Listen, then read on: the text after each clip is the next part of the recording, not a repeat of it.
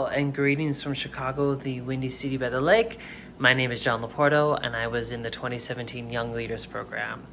I am currently a government relations manager at McDonald's and I work very closely with the Congressional LGBTQ caucus, Hispanic caucus, and as well as elected officials at every level within the great states of Michigan and Wisconsin. What I found during COVID was actually a lot of work. As a government relations manager, there was a lot of work tracking different pieces of legislation, making sure that our workers could remain classified as essential and that our restaurants could remain open.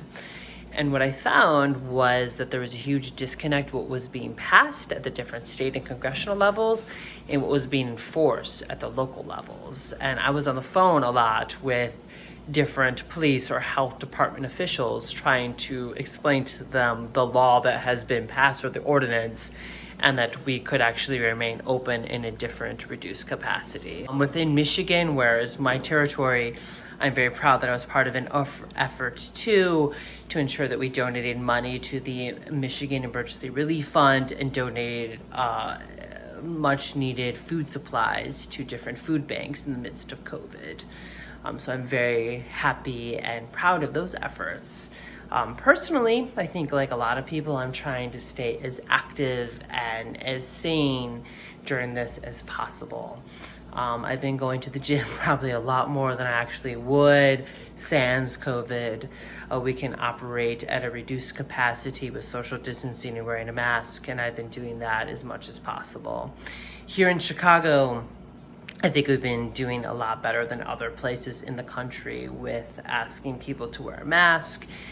Restaurants and bars can operate at a very reduced capacity, mostly resorting to outdoor seating. And actually, if you walk down the street without a mask, you'll get a little publicly shamed for not wearing one, which I think is a good thing. And I'm also very proud to say that I was accepted a postgraduate degree at Northwestern University here in Chicago, and I will be starting that in a few weeks. So to all those at the Spain Council, to all of our friends across the globe working to ensure that our essential workers remain safe and to find a cure to this terrible disease, I thank you. I thank you to the Spain Council as well. And until we meet again, here's greetings from Chicago.